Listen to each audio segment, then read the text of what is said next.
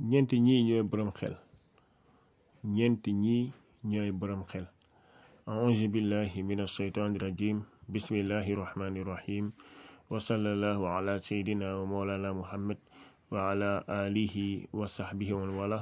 Assalaamu aleykum wa rahmatullahi taala wa barakatuhu. ñoo ngi ci Al Khalifa TV ak seen mbokk Khalifa Babacar Kandji.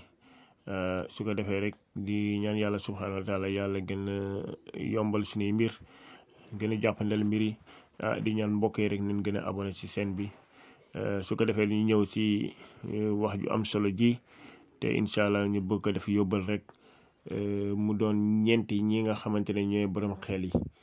kii ci njëkk mooy kan mu ne kooku mooy man taraka dunya qabla an tatruka. ñaareel bi mooy waman bana qabrahu qabla an yadxula. ñetteel bi mooy ban waman arda xaaliqahu qabla an yalqaahu. ñeenteel mooy ban waman salla qabla an yusalli alayhi.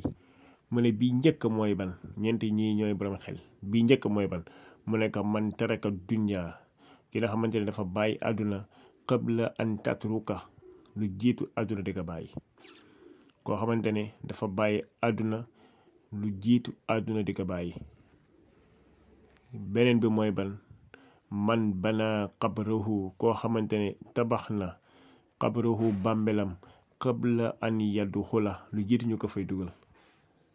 kooku tamit mooy ñaareel bi. ñetteel bi mooy ban waman arda xaaliqahu mu ne koo xamante ne gërëm na xaaliqahu ki nga xamante ne moo ko bind. waaw gërëm loola ki nga xamante ne moo ko bind. waaw ki nga xamante ne gërëm loola ki nga xamante ne moo ko bind mooy yàlla subhanahu wa taala qabla an yalqaahu lu jiitu yàlla di ko mere mooy def ay jaamu yàlla rek lii xamante ne yàlla moom la farataal lii yàlla bëgg na nekk si rek ba yàlla gërëm la laataa ngeen dajax moom.